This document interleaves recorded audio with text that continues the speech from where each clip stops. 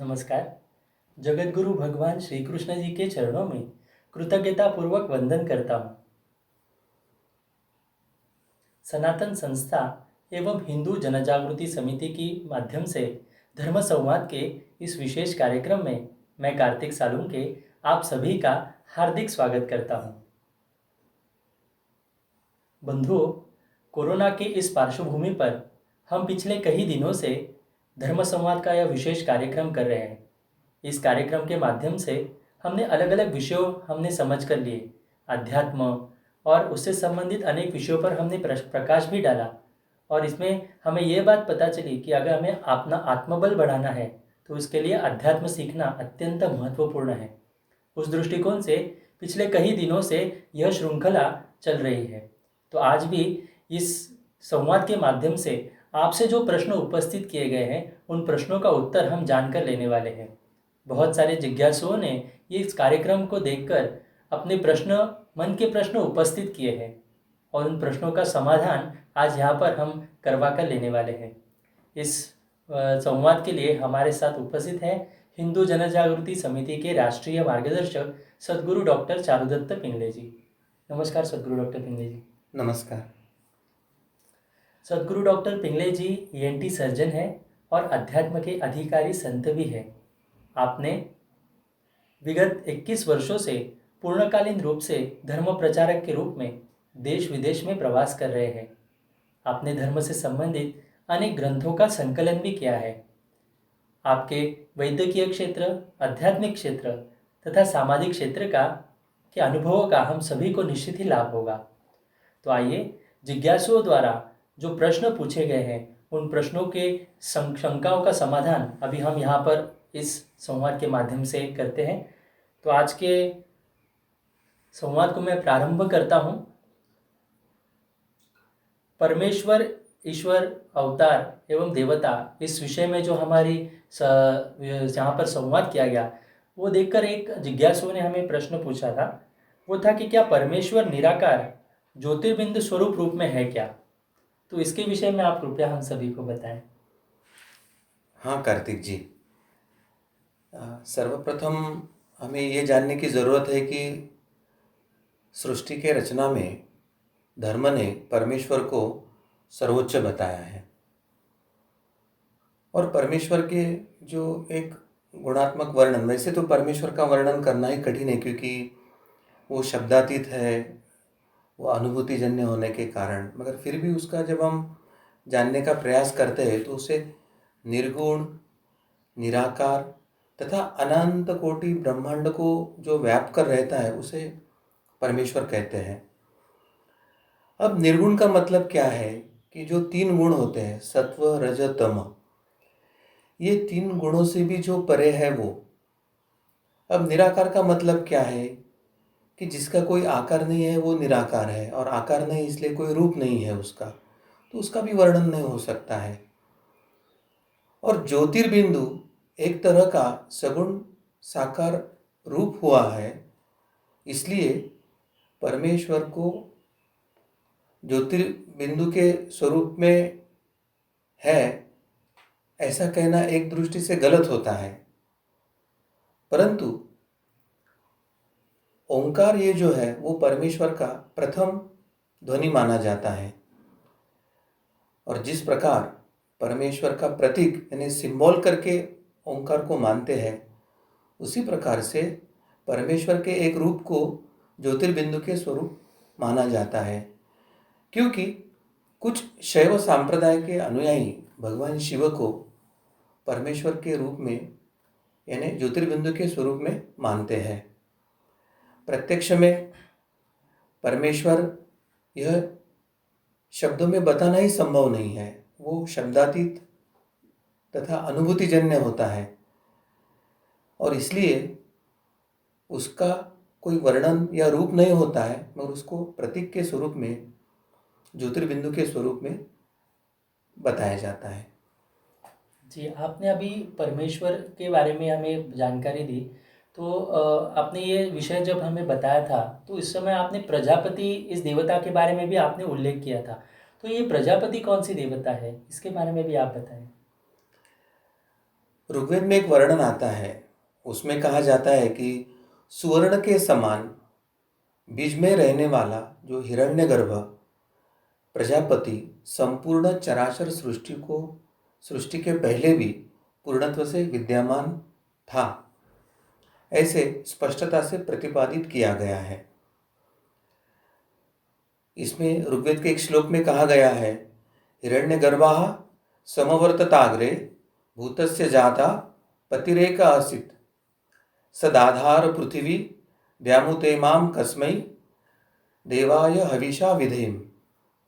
तो ये ऋग्वेद सूक्त का ये जो श्लोक है, उसने जो वर्णन किया है वो उसका अर्थ मैं बताना चाहता हूँ कि सब सूर्यादि जो तेजस्वी पदार्थों का आधार है, या ये जगत में जो जो है या होगा, उस सब का आधार परमात्मा है और जगत के उत्पत्ति के पूर्व ही वह विद्यमान था। अब इस श्लोक में आगे बताया है कि जिसने पृथ्वी, सूर्य और तारों का सृजन किया है, उस देव की प्रेम भक्ति किया करे।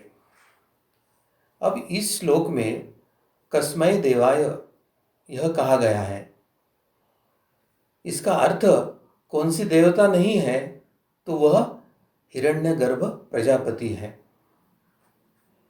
अब जिस प्रकार बीज के अंदर पौधा विद्यमान ही होता है, केवल पौधा नहीं तो उसकी शाखाएं, पत्ते, फूल, फल, रस सभी सूक्ष्म रूप से बीज में विद्यमान होते हैं, वैसे ही हिरण्यगर्भ यानी ब्रह्मांड, ब्रह्म अंड यानी उत्पत्ति के पहले पूरे विश्व को एक ब्रह्म के अंड स्वरूप यानी बीज के स्वरूप माना गया है, और उस बीज में सारी सृष्टि सुप्त रूप में होती है। अब सृष्टि ही सुप्त रूप में है तो वहाँ अन्य कोई देवता नहीं है, फिर ऐसे स्थिति में कौन से देवता को यज्ञ की हवि दे, यह प्रश्न मन में निर्माण हो सकता है। और इसलिए हमारे ऋषि मुनियों ने उसको हिरण्यगर्भ यानी प्रजापति तथा ब्रह्मा कहा है। यह जो प्रजापति है उसको प्राण शक्तिदायक, बल देने वाला तथा कर्मफल दाता माना गया है। प्रजापति स्वयं एक विराट पुरुष है, उसका जो शरीर है वही जगत का उपादान कारण है। इसका अर्थ यही है कि ये जगत में जो जो आप देख रहे हैं, विभिन्न सृष्टियाँ देख रहे हैं, विभिन्न लोक देख रहे हैं, प्राणी, मनुष्य, वनस्पति या पंचमहाभूतात्मक जो सृष्टि देख रहे हैं, वह सभी यह एक ही विराट पुरुष के विविध अंग हैं, यह समझ लेने की आवश्यकता है। और यह त्रैकालिक पुरुष है, इसे ही वेदों ने ब्रह्मा कहा है, तो ब्राह्मण ग्रंथों ने इसे प्रजापति कहा है, तो उपनिषदों ने इसे आत्मा कहा है। तो प्रजापति यानी ये जो स्वरूप अभी मैंने बताया है उसे प्रजापति कहा जाता है, जो उत्पत्ति से निगड़ित है। ये विश्व की उत्पत्ति और विश्व को जो रूप आकार दिया है, तो ये पूर्ण उस विराट पुरुष का ही एक अंग है, ऐसे कहा जाता है। जी सदगुरु डॉक्टर पिंगले जी, आपने अभी जिस माध्यम से हमें ये समझाया है, तो आप सभी को ये ध्यान में आया होगा कि प्रजापति ये सृष्टि से उत्पत्ति के पहले ही वे विद्यमान रहते हैं और उनके कारण ही सृष्टि की निर्मिति होती है। तो ये आप सभी को स्पष्ट भी हुआ होगा। हम ये संवाद को हम आगे लेकर जाते हैं एक महत्व का, और आप सभी के मन का एक प्रश्न मैं आपके सामने उपस्थित करना चाहूँगा कि हिंदू संस्कृति में गोदान का क्या महत्व है, तो इसके बारे में आप हमारे दर्शकों को बताएं। हाँ जी कार्तिक जी, सबसे पहले तो मैं ये स्पष्ट करना चाहता हूँ कि प्राचीन समय से ही गाय को कभी पशु या दुधारी पशु इस तरह से कभी माना नहीं गया। तो गोमाता को, गाय को वो गोमाता कहा जाता था या गोधन कहा जाता था। और गोधन भी केवल दूध या मक्खन या उपजीविका के लिए कोई साधन करके नहीं कहा जाता था, तो वह एक जीवित देवता के रूप में होने के कारण उसे गोधन कहा जाता था। ऋग्वेद एवं अथर्ववेद में गोपूजन के संदर्भ में विस्तार से पूरा बताया है।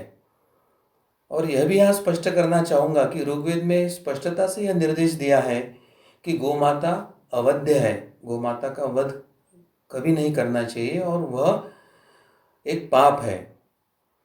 और प्राचीन काल से गोमाता के संदर्भ में भारतीयों में एक परम प्रेम है और गोमाता के लिए भारतवर्ष में बड़े बड़े युद्ध भी हुए हैं और पुराण तथा महाभारत के समय गोमाता के लिए प्राणार्पण करने का भी निर्देश दिए गए हैं, ऐसे हमको पता चलता है।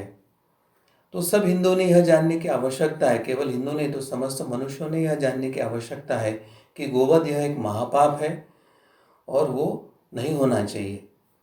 जी, आपने अभी जिस माध्यम से हमें बताया, तो गोदान का हिंदू धर्म में, हिंदू संस्कृति में क्या महत्व है, ये हमें समझ में आया, लेकिन इसकी विधि कैसे है, गोदान की विधि किस प्रकार से की जाती है, तो ये भी आप हमें बताएं। हाँ जी, महाभारत में यह एक स्पष्ट हमें उल्लेख मिलता है कि युधिष्ठिर के मन में जब प्रश्न आया और उनका जो भीष्म से संवाद हुआ है, मैं वहीं यहाँ पर आपको बताने का प्रयास करूँगा। तो जब युधिष्ठिर ने भीष्म जी से पूछा कि दान में सर्वश्रेष्ठ दान क्या है, तो उस समय भीष्म ने कहा था कि हे युधिष्ठिर, गोदान से बढ़कर कुछ भी दान श्रेष्ठ नहीं है।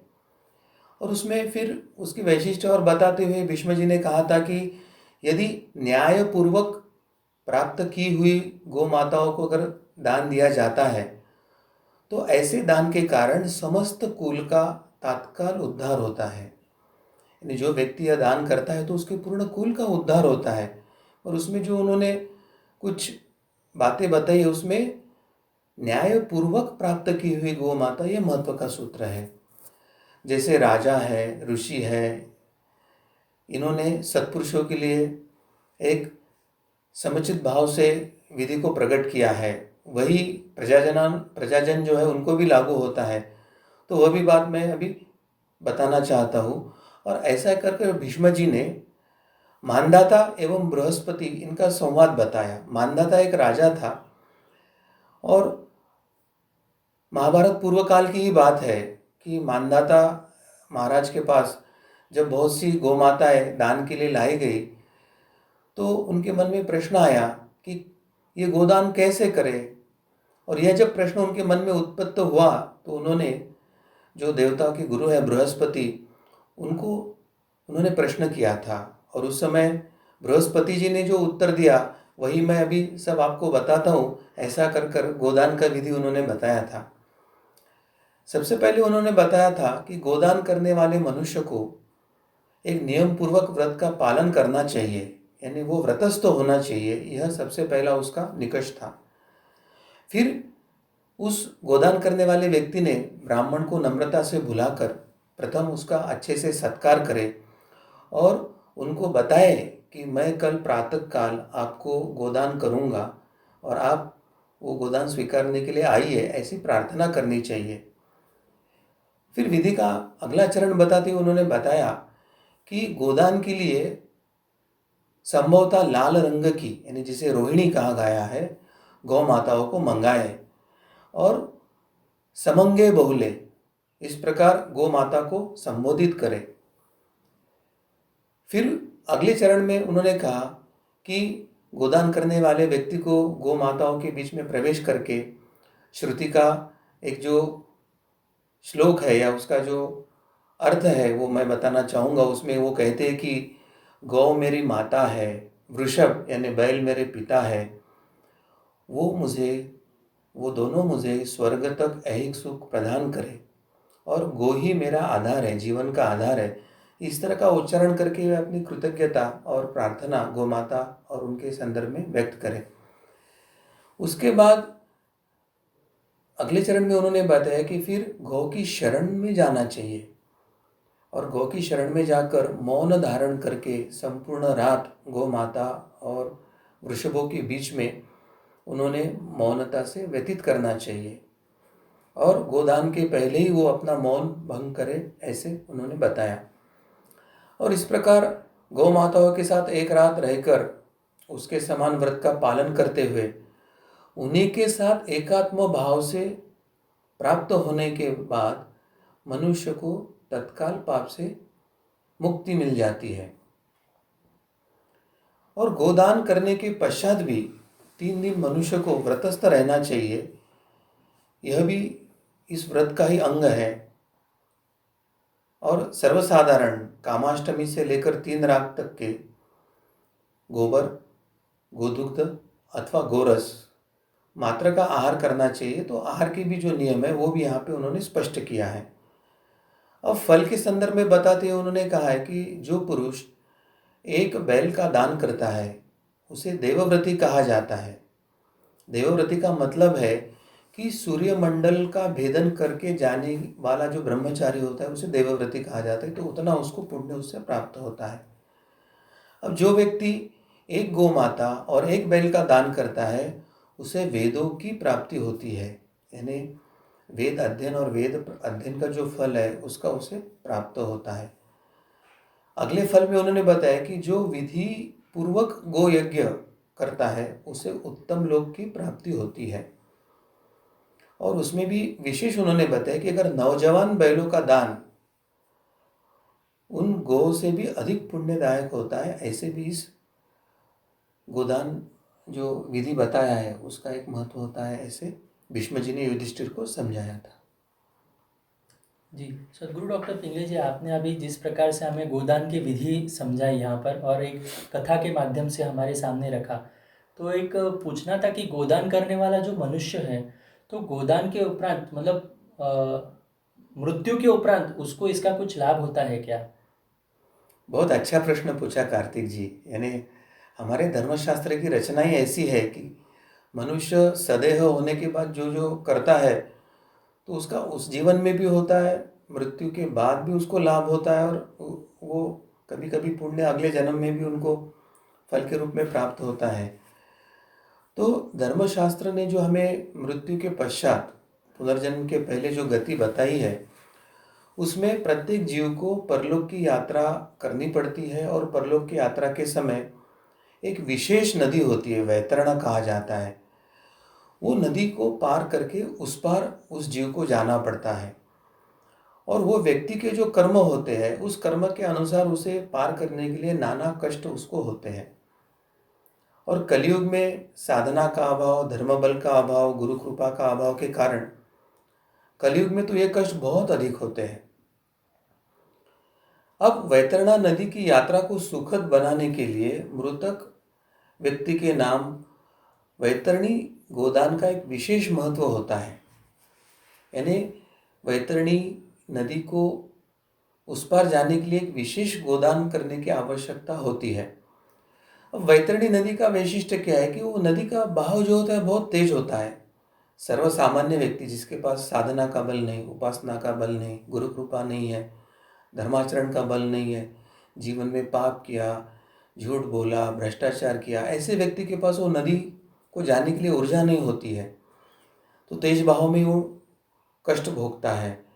उसका जल बहुत ही गर्म होता है, बहुत बदबूदार होता है और उसमें हड्डियाँ, लहू तथा बाल आदि सब भरे हुए हैं। ऐसा वर्णन उस नदी का हमारे पुराणों में, धर्मशास्त्रों में बताया हुआ है। और यह भी माना जाता है कि प्राणी को मरने पर पहले यही नदी पार करना पड़ता है और उसके बाद ही वो यमलोक पहुंचता है। उसके बाद उसको सूक्ष्म विश्व का जो लिंगदेह है वो प्राप्त होता है। मगर यह नदी पार करने में उसे बहुत कष्ट होता है। और जिनके जीवन भर पाप ही अधिक रहे ऐसे व्यक्ति को तो वो नदी पार करना ही बहुत कष्टदायक होता है। परंतु उसने जीते जी अपने मनुष्य देह के कारण उसने अगर गोदान किया हो, उसने अपने पापों का कुछ पश्चाताप किया हो, अपने पापों के प्रति उसके मन में प्रायश्चित्त की भाव निर्माण हो और वो इस भाव से गोदान करता है, तो यह नदी पार करने के लिए वहाँ पर गोमाता उसकी सहायता करती है। ऐसे हमारे धर्मशास्त्र और पुराणों में कहा गया है। और इसलिए मृत्यु पश्चात भी जो हमारा प्रवास होता है उसके लिए भी गोदान का बहुत महत्व है कार्तिक जी। जी, सदगुरु डॉक्टर पिंगले जी, आपने जैसे गोदान के विषय में अभी हमें जानकारी दी और ये स्पष्ट किया, तो वैसे ही हमारे सामने कर्मफल न्याय इस विषय से संबंधित भी कुछ प्रश्न आए हैं। तो उस प्रश्न से एक प्रश्न मैं आपके सामने उपस्थित करना चाहूँगा कि जैसे हमें संतों ने कहा है कि हमें साधना का स्तर बढ़ाना चाहिए, क्योंकि भक्त की रक्षा भगवान करेंगे अगर हमारी साधना बढ़ती है तो। और ये शत प्रतिशत सही भी है, क्योंकि ये भगवत गीता में भी इसका वर्णन किया गया है। और जैसे हमने कर्म का विषय हमने सुना, तो अभी ये जो वर्तमान में एक गंभीर घटना महाराष्ट्र के पालघर में हुई है, तो उससे ऐसे मन एकदम झंझोर गया है।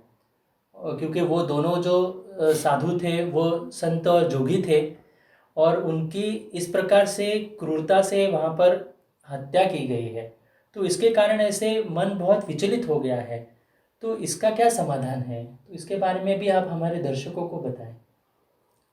सर्वप्रथम कार्तिक जी, इस घटना से हम सभी धर्मावलंबी विचलित ही हुए हैं।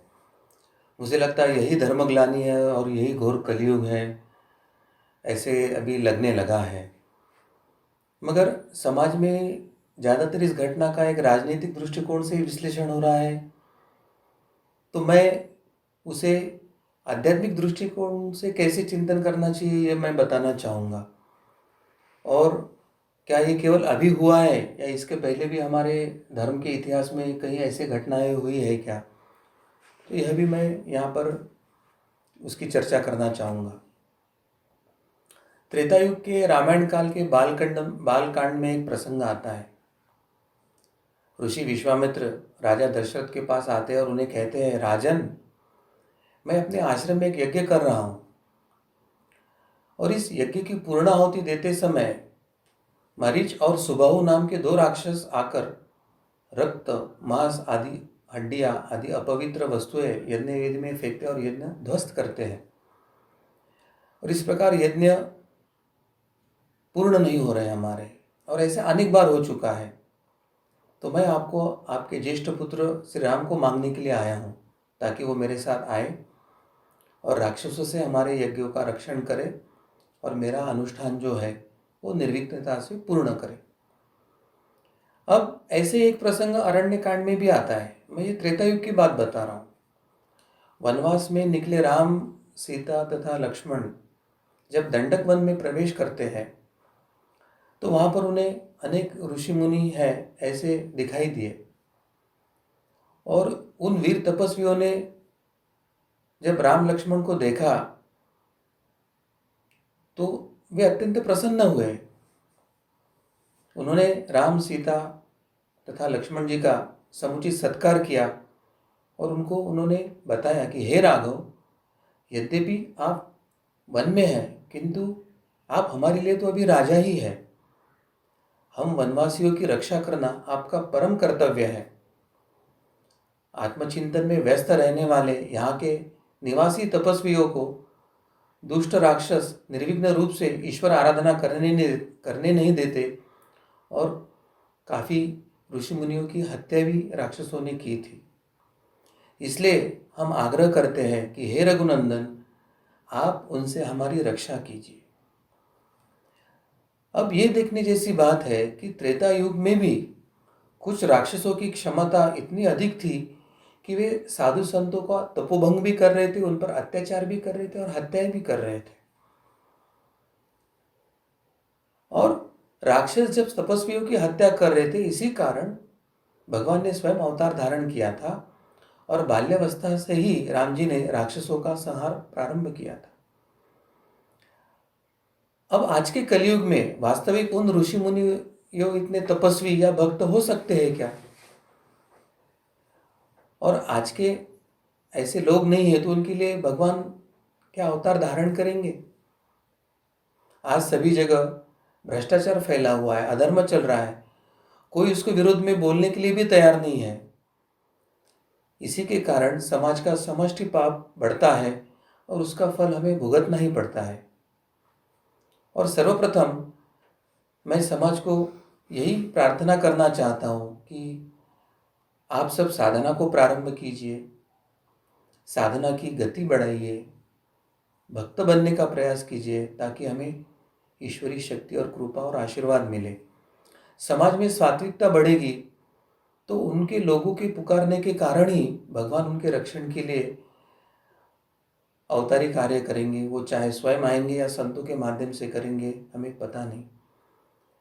परंतु आज क्या है, निर्दोष संतों को जेल में बंद किया जा रहा है, संतों को लूटा जा रहा है, संतों की बदनामी करने का प्रयास किया जा रहा है, संतों की हत्या की जा रही है। अगर ऐसी स्थिति है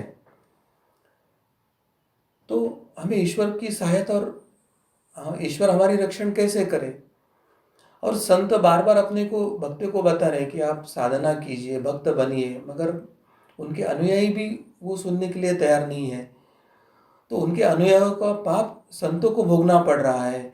ऐसे विदारक स्थिति कलयुग में आई है।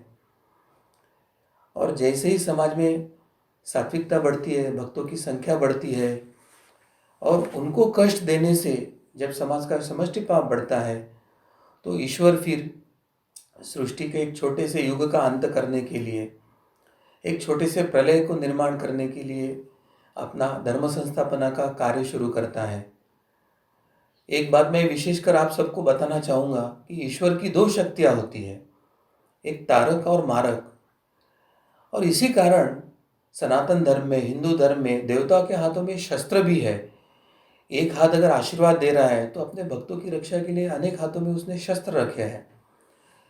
और कलयुग में जब पुण्य बल क्षीण होता है, दुर्जन प्रवृत्ति बढ़ने लगती है, और इसलिए समाज को ईश्वर के मारक भाव की उपासना करना बहुत आवश्यक है। जो धर्म के विरोध में या कानून के विरोध में हो रहा है, उसके प्रति एक संवैधानिक मार्ग से उसका विरोध करने की आवश्यकता है। धर्मपरायण राजा को धर्म की रक्षा हेतु मारक रूप धारण करना पड़ता है, यह समझ लेने की आवश्यकता है। और साधु संत और साधकों की दृष्टि से साधना का अर्थ केवल उपासना, नाम जप या ब्रह्म तेज इतना नहीं बताया है, तो उसके साथ क्षात्र धर्म का, क्षात्र तेज का आचरण भी बताया है। और समय समय पर संतों ने और अवतारों ने ये किया है, उसका उदाहरण भी हमारे सामने है। जैसे कि समर्थ रामदास स्वामी जी के अनेक उदाहरण हमारे सामने हैं, जिन्होंने बलोपासना बताया और वो बलोपासना के माध्यम से समाज को जागरूक करके ईश्वर की क्षात्र तेज की उन्होंने साधना करवाई थी। परंतु आज हम क्या देख रहे हैं, हमारे साधुओं के पास जो त्रिशूल, भाला आदि शस्त्र जो उनको वन में उनकी स्वरक्षा करने के लिए उनके साथ होते थे, वे अब कहाँ हैं। इस कारण साधु संतों को कथा कीर्तन के साथ स्वयं भी बलोपासना करनी होगी। याद रहे, भगवान निर्बल की रक्षा नहीं करते। और महाभारत के युद्ध में भी भगवान केवल सारथी बने थे और युद्ध के लिए अपने भक्त को यानी अर्जुन को गीता का ज्ञान देकर प्रोत्साहित किया था। आज समाज के सभी धर्मपरायण लोगों ने अर्जुन के जैसी स्वयं की तैयारी करना होगी, तब जाकर भगवान हमारी रक्षा के लिए आएंगे। और ये जो घटना हुई है साधुओं की हत्या, वो शायद हम सब अनुयायियों ने, उन्होंने जो दिशा बताई हमें, साधना करो, धर्म के मार्ग पर चलो, उसका हमने जो पालन नहीं किया है, तो हमारे लिए उन्होंने अपनी आहुति दिया है, ऐसे मुझे लगता है। तो अब भक्तों का ये कर्तव्य बनता है कि वो धर्म मार्ग पर चले, साधना करे और धर्म की रक्षा के लिए वो सिद्ध हो। जी सद्गुरु डॉक्टर पिंगले जी, आपने अभी जिस प्रकार से बताया, तो हम सभी दर्शकों को ये ध्यान में आया होगा कि हमें साधना करनी है, ब्राह्म तेज के साथ क्षात्र तेज भी बढ़ाना है, और बलोपासना की कितनी आवश्यकता है इस काल में, ये ध्यान में रखते हुए हम सभी क्षात्र तेज और ब्राह्म तेज बढ़ाने के लिए प्रयास भी करेंगे। एक दूसरा प्रश्न हमारे सामने आया है, मैं आपके सामने वो उपस्थित करूँगा।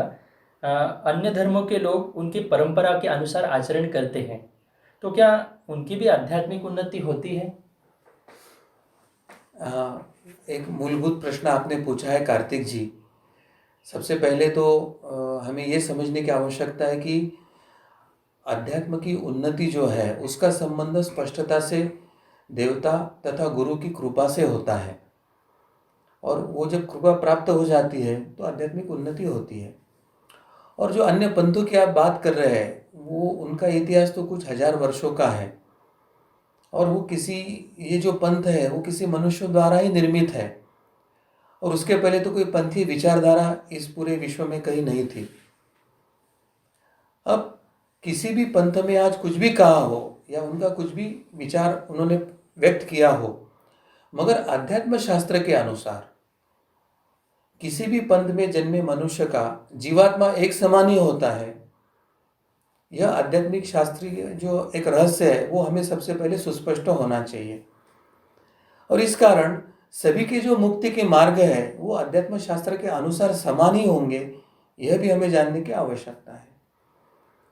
अब जैसे साधना का प्राथमिक स्तर है जिसमें तन मन धन का त्याग करना आवश्यक होता है, या जिसे जीव को सांसारिक मोह माया से अलिप्त होने की प्रक्रिया उसे बताई गई है, तो वो अपनी अपनी क्षमता के अनुसार होता है और वो सभी के लिए योग्य ही होता है।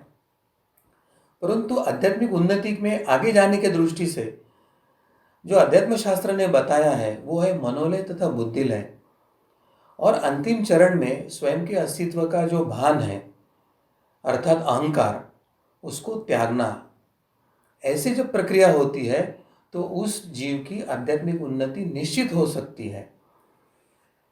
और हिंदू धर्म का सिद्धांत है जितनी प्रकृति उतने साधना मार्ग, यानी हर कोई व्यक्ति एक ही मार्ग से जाए ऐसा कहीं हमारे धर्म ने नहीं बताया। तो जितने व्यक्ति है उतनी प्रकृति होने के कारण उतने साधना मार्ग है, यह सुस्पष्ट किया है। हमारा सनातन हिंदू धर्म ये कोई पंथ ही नहीं है कि जो ये कहता है कि केवल इसी मार्ग से जाने से आपकी आध्यात्मिक उन्नति होगी। इसी कारण हिंदू धर्म का प्रचार करने वाले जो अनेक संस्थाओं हैं या अनेक पंथ के लोग जो सहभागी होते हैं वो सनातन धर्म की विविध साधनाएं सीखते हैं, धर्म का आचरण करते हैं तथा आध्यात्मिक उन्नति भी करवा कर लेते हैं। अब उदाहरण के तौर पर अगर हम देखते हैं तो महर्षि अरविंद है तथा स्वामी विवेकानंद है, उनके अनेक शिष्य विदेशी तथा अन्य पंथीय थे। उसी प्रकार स्पिरिचुअल साइंस रिसर्च फाउंडेशन जो है उसके मार्गदर्शनानुसार आज विदेश के अनेक पंथों के अनेक साधक सनातन संस्था के संस्थापक परात्पर गुरुदेव डॉक्टर आठवले जी के मार्गदर्शन में साधना करके आध्यात्मिक उन्नति करवा कर ले ही रहे हैं।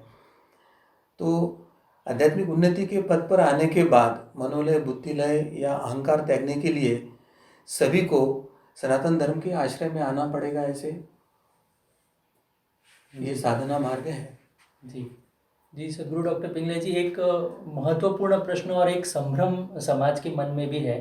तो जैसे हम देखते हैं कि सत्ययुग से हमारा वैदिक धर्म था, तो आज हम उसे हिंदू धर्म क्यों कह रहे हैं और सनातन धर्म क्यों नहीं कहते हैं? तो हिंदू तो एक संस्कृति है, तो अभी हम उस प्रकार से उसको संबोधित क्यों नहीं कर रहे हैं, या अलग प्रकार से ऐसे क्यों हमारे सामने रखा जा रहा है? वैदिक सनातन धर्म को हम हिंदू धर्म क्यों बता रहे हैं? तो ये मन में बहुत लोगों के संभ्रम भी है। तो ये थोड़ा आप हमें सभी को स्पष्ट करें।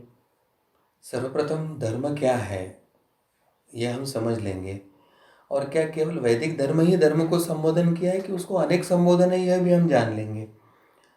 उससे धीरे धीरे स्पष्ट हो जाएगा कि सत्य क्या है।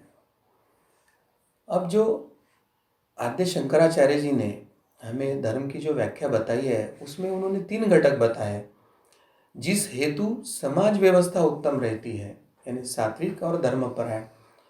जिस हेतु प्राणी मात्र की भौतिक या व्यवहारिक उन्नति होती है और जिस हेतु प्राणी मात्र की आध्यात्मिक या पारलौकिक उन्नति होती है, उसे धर्म कहा गया है। यानी इसमें स्पष्ट कहा गया है कि मनुष्य की समाज जो है तो मनुष्य के समूह की व्यवस्था उत्तम होनी चाहिए, भौतिक और आध्यात्मिक उन्नति होनी चाहिए। अब दूसरी एक परिप्रेक्ष्य है जिसमें कहा है कि धारणात इत्याहु धर्मः, अर्थात जो लोगों को धारण करता है वही धर्म है, ऐसे भी धर्म की व्याख्या है। अब यहाँ पे धारण ये शब्द बहुत महत्व का है, यानी सभी लोगों को धारण करता वो धर्म। अगर कोई एक पंथ कहता है कि यही मार्ग सत्य है और दूसरा नहीं है और वो दूसरे लोगों को धारण नहीं कर सकता है तो वो धर्म नहीं है, ये समझने की आवश्यकता है। और इसलिए ये जो सनातन धर्म है वो सभी जड़ चेतन को भी धारण करता है, इसलिए वो धर्म हो सकता है। और जैसे धर्म का मतलब एक ऐसा विशेष गुण जिससे हम अलग नहीं हो सकते, जिसे धर्मी संबंध कहा जाता है। जैसे समझो अग्नि है और अग्नि में उष्णता या दाहकता, तो अग्नि अगर धर्मी है तो उष्णता या दाहकता उसका धर्म होता है और उनका कभी अलगीकरण नहीं हो सकता, उसमें भेद नहीं हो सकता है। अगर दाहकता नहीं तो वो अग्नि नहीं होगी। जैसे शक्कर है और मिठास है, अगर मिठास नहीं तो वो शक्कर नहीं होगी। तो जिससे जो गुण दूर या अलग नहीं किया जाता उसी को उसका धर्म कहता है। तो इस प्रकार मनुष्य का जो आचरण कैसा होना चाहिए और मनुष्य का धर्म क्या है, ये उसका गृहस्थ धर्म, पत्नी धर्म, पति धर्म, पुत्र धर्म, पड़ोसी धर्म, नागरिक धर्म, राजधर्म, इस अनेक माध्यम से धर्म को हमारे धर्म ने बताया है। और उसमें क्या करे क्या ना करे, ये दोनों बातों का मिश्रण धर्म होता है, यानी उसकी कुछ मर्यादा भी वहाँ सुस्पष्ट किया गया है। अब इस धर्म को वैदिक धर्म क्यों कहा गया है? तो हमारे धर्म का जो मूल आधार है वो हमारे 4 वेद हैं, इसलिए उसको वैदिक धर्म कहा गया है। और इस वैदिक धर्म को सनातन धर्म भी कहा गया है। अब वो सनातन धर्म क्यों कहा गया है? कि सनातनौ नित्य नूतना, इस श्लोक के आधार अनुसार जिस धर्म का आदि और अंत पता नहीं है या कभी आदि भी नहीं और अंत भी नहीं होगा और जो नित्य नूतन होगा उसे सनातन कहते हैं, और इसलिए ये सनातन धर्म भी है। अब इसको आर्य धर्म क्यों कहा जाता है? क्योंकि ये जो भारत भूमि है, ये भारतवर्ष है, ये आर्यों की भूमि है और आर्यों की भूमि में इस धर्म की उत्पत्ति हुई और पूरे विश्व में इसका प्रसार हुआ करके उसको आर्य धर्म कहा जाता है। अब इसे हिंदू धर्म क्यों कहा जाता है? तो वास्तविकता में हिंदू शब्द की व्याख्या है हीनानि गुणानि दूषयति इति हिंदू, अर्थात हीन गुणों का नाश करने वाला वो हिंदू। अब हीन गुण यानी कौन से? द्वेष, ईर्ष्या, स्पर्धा, अहंकार, काम, क्रोध, मद, मत्सर, दंभ, ईर्ष्या, ये जो हमारे षडरिपु युक्त जो दोष है, जिसको पर्सनैलिटी डिफेक्ट्स कहा जाता है, उसको हटाकर दूसरों का विचार करना, दूसरों के लिए त्याग करना, एक परस्पर प्रेम से रहना, परस्पर का सम्मान करना, परस्पर उपासना पद्धति का सम्मान करना, ये जो दिव्य गुण है, ये गुण धारण करने वाले को हिंदू कहा जाता है। इसका अर्थ है कि निरंतर उन्नति का विचार करने वाली जो प्रवृत्ति है या मनुष्य का जो एटीट्यूड है, वो सर्व समावेशक होने के कारण वो हिंदू है और वो उसे हिंदू धर्म कहा गया है। अब भारतवर्ष को प्राचीन ऋषि मुनि ने तो हिंदुस्तान भी नाम दिया था, जिसका अपभ्रंश हिंदुस्तान है। बृहस्पति आगम के अनुसार उन्होंने जो व्याख्या किया है उसमें उन्होंने बताया है कि हिमालयात समारभ्य यावत इंदु सरोवरम तम देवम निर्मितम देशम हिंदुस्थानम प्रचक्षते। इस श्लोक के अनुसार हिमालय से प्रारंभ होकर इंदु सरोवर यानी हिंद महासागर तक यह देव निर्मित देश है, उसे हिंदुस्तान कहा जाता है। यह इस व्याख्या से सुस्पष्ट होता है और इसलिए सभी नामों के साथ सनातन धर्म, आर्य धर्म, वैदिक धर्म को हिंदू धर्म भी संबोधन करना यह योग्य ही है। जी, आपने अभी जिस प्रकार से हमें बताया तो ये सभी को स्पष्ट हुआ कि आर्य, सनातन, वैदिक हिंदू धर्म है और वही हमारा मूल धर्म है और एकमात्र धर्म है। ये आप सभी को स्पष्ट भी हुआ होगा। लेकिन एक प्रश्न आता है कि हिंदू धर्म को अभी इस शब्द को बहुत विरोध होता है, तो ये विरोध अनुचित है, तो इसके बारे में कैसे अनुचित है वो आप हमें बताएं। बहुत अच्छा प्रश्न है कार्तिक जी। धर्मशास्त्र का ज्ञान का अभाव, धर्म शिक्षा का अभाव और ये जो पाश्चात्य या लेफ्टिस्ट लोगों ने षड्यंत्र करके एक भ्रम फैलाने का जो प्रयास किया है, उसके कारण बहुत से हिंदुओं के मन में ही इस शब्द के बारे में संभ्रम निर्माण हुआ है। ऐसी स्थिति अभी हुई है और वही बहुत जगह कहते हैं कि हिंदू धर्म यह शब्द हमारे धर्म ग्रंथों में नहीं है, तो हम इसे हिंदू धर्म क्यों कहें? ऐसे प्रश्न वही उपस्थित करते हैं। कुछ लोग तो यह कहते हैं कि यह तो विदेशी आक्रांताओं ने दिया हुआ नाम है, इसका शब्द है काफिर, गुलाम इत्यादि है, तो हम शत्रु ने दिया हुआ ये नाम को लेकर अपने धर्म को क्यों संबोधित करें? ऐसे भी प्रश्न उपस्थित हो रहे हैं। परंतु जब कोई ऐसा कहता है कि ये शत्रु ने दिया हुआ नाम है और इसका अर्थ काफिर या गुलाम होता है, तो उनको हम कहते हैं कि ठीक है, हम ये सत्य मान लेंगे, मगर इसके लिए आप कोई अरबी भाषा का या फारसी भाषा का या उर्दू भाषा का कोई आप ग्रंथ या उनका कोई शब्दकोश या कहीं ऐसा अर्थ लिखा है, ऐसा कोई आप संदर्भ हमें बता सकते हैं क्या? ऐसे अगर उन्हें पूछा जाता है तो वे मात्र इसके लिए तथ्य दिखाने के लिए तैयार नहीं रहते हैं। तो यह एक बड़ा अभ्यासकों के दृष्टि से प्रश्न निर्माण होता है। अब हमें क्या जानना है कि हिंदू धर्म की मूल भाषा संस्कृत भाषा थी और वह भाषा इतनी समृद्ध थी कि एक भाषाओं के लिए अनेक पर्यायवाचक शब्द हमारे संस्कृत भाषा ने हमें दिया था।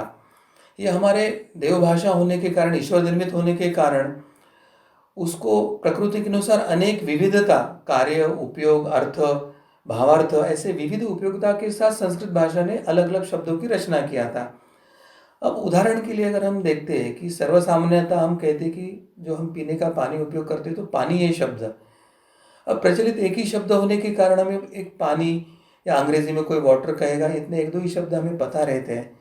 पर संस्कृत भाषा ने, आप जाओ तो किसी क्षेत्र में पानी को जल कहा जाता है, किसी क्षेत्र में उसको उदक कहा जाता है, किसी भाषा में उसको नीर कहा जा रहा है, किसी भाषा में उसको तोय, पय, अमृत, क्षीर, सलील, अम्बु, जीवन, ऐसे अनेक विध नाम हमारे पानी शब्द के लिए दिया है।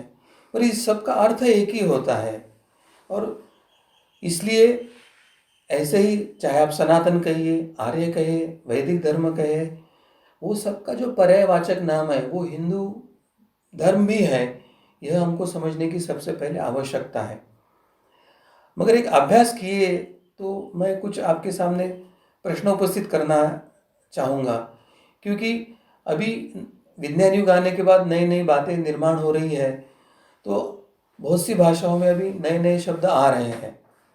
पुराण काल तो दूर, केवल 2015 तक पूर्व 2000 ईस्वी सन 2015 पूर्व तक के ईसाई, क्रिश्चियन ये शब्द अस्तित्व में ही नहीं थे। संभवतः 1500 वर्ष पूर्व इस्लाम यह शब्द भी अस्तित्व में नहीं होगा। 100-125 वर्ष पूर्व रेडियो, टेलीविजन यह शब्द भी अस्तित्व में नहीं होगा। मगर ये वेदों में नहीं, हमारे धर्मशास्त्र में नहीं है करके हम इन शब्दों का या इन वस्तुओं का अस्तित्व नहीं मानते, ऐसे तो नहीं होता है ना। और आज यह शब्द प्रचलित रहने से किसी व्यक्ति ने इस पर आपत्ति भी नहीं निर्माण किया है। तो हिंदू धर्म या हिंदू इस शब्द के लिए आपत्ति क्यों और किस लिए, यह प्रश्न हमने पूछना चाहिए सबको।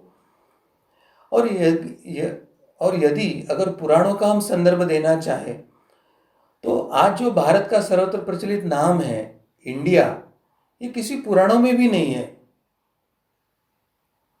प्राचीन काल से इस देश के लोग हिंदू के नाम से और इस भूप्रदेश को भारत या हिंदुस्तान के ही नाम से विख्यात था और जानते थे। हिंदू नामकरण सिंधु नदी के नाम से हुआ था।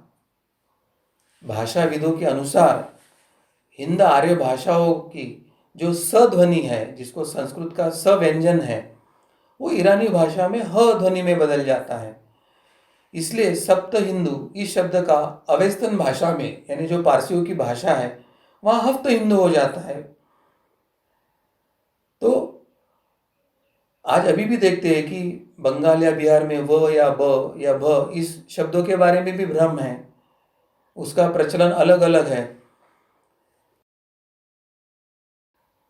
जब स का ह करने वाले ईरानियों ने सिंधु शब्द का नाम को लेकर सिंधु नदी के पूर्व में रहने वालों को हिंदू कहना शुरू कर दिया, उस समय से ये हिंदू नाम प्रचलित हुआ है। यूनानी यानी जो ग्रीक संस्कृति से निगड़ित है, वो सिंधु शब्द का उच्चारण इंडस ऐसे कहते हैं। उन्हीं के कारण हिंदुओं को इंडियन भी कहा जाता है। चीनी भाषाओं में सिंधु को शिंतु कहा जाता है, इसलिए चीनी जो यात्री आया था ह्यू एन सैंग, उसने अपने सभी लेखों में भारत का उल्लेख जिंतु अथवा हिंदू किया है। तात्पर्य यही है कि हिंदू शब्द का प्रसार ईसाई और इस्लाम पंथ से बहुत पहले ही हो चुका था और इसलिए हिंदू शब्द का जो उपयोग है वो एक तरह से योग्य ही है। अब दूसरा महत्व का जो बात है कि पंचखंड जो भूमंडल है हमारा पृथ्वी, पंचों खंडों की ये जो पृथ्वी है उसमें जो ये भारत खंड है वो सर्वाधिक पुण्यवान है, क्योंकि यहाँ हिंदू या सनातन धर्म का अस्तित्व है, ये जड़ उसके यही है। और महर्षि अरविंद जी ने कहा था कि हम भारतीयों के लिए हिंदू धर्म ही हमारे लिए राष्ट्रीयता है और इस हिंदू राष्ट्र का जन्म हिंदू धर्म के साथ ही हुआ है, तो उसी के साथ इस राष्ट्र को गति प्राप्त होती है। इसलिए हिंदू धर्म का जो विकास है वही इस राष्ट्र का सच्चा विकास है, यह हमें समझने की आवश्यकता है। और इसी कारणों से हमारे मन में जो हिंदू शब्द के प्रति जो एक भ्रम निर्माण किया है, एक उसके प्रति जो एक नकारात्मकता निर्माण की है, उससे परे जाकर उससे ऊपर उठकर तथा स्वामी विवेकानंद द्वारा जो हमें उद्घोष दिया है, गर्व से कहो हम हिंदू हैं, इसका उद्घोष हमें सबको करने की आवश्यकता है और हिंदू शब्द, हिंदू धर्म और हिंदू राष्ट्र को पुनर्स्थापित करने की आवश्यकता है, ऐसे मुझे लगता है कार्तिक जी। जी, आपने अभी जिस प्रकार से हमें यहाँ पर समझाया है, तो जो आधार आपने हमें सबके सामने रखा है, तो हम सभी को स्पष्ट हुआ होगा और हम अभी गर्व से कह सकते हैं कि हम हिंदू हैं। ये निश्चित ही इससे हुई है। तो आपके माध्यम से हमें सभी शंकाओं का समाधान हो रहा है, इसलिए हम सभी आपके प्रति बहुत बहुत कृतज्ञ हैं सदगुरु डॉक्टर पिंगले जी। आप सभी से मैं निवेदन करना चाहूँगा कि आप जो ये संवाद देख रहे हैं, तो ये धर्म संवाद का विशेष कार्यक्रम जो है, ये आप अन्य लोगों को भी इसके बारे में जानकारी दे सकते हैं, इसको ज़्यादा से ज़्यादा मात्रा में शेयर कर सकते हैं। और यदि आपके कुछ प्रश्न हो तो आप अपने कमेंट बॉक्स में, चैट बॉक्स में अवश्य लिख सकते हैं। आप प्रश्न लिखते समय आप कौन से शहर से जुड़े हुए हैं या कहाँ से आप पूछ रहे हैं, तो वो भी अवश्य लिखने का प्रयास कीजिए। आपके सभी शंकाओं का समाधान हम अवश्य करेंगे। आज का यह धर्म संवाद भगवान श्री कृष्ण जी की कृपा से निर्विघ्न रूप से संपन्न हुआ, इसलिए अभी हम उनके चरणों में कृतज्ञता व्यक्त करते हैं और आज के इस धर्म संवाद को यहीं पर हम रुकेंगे। नमस्कार।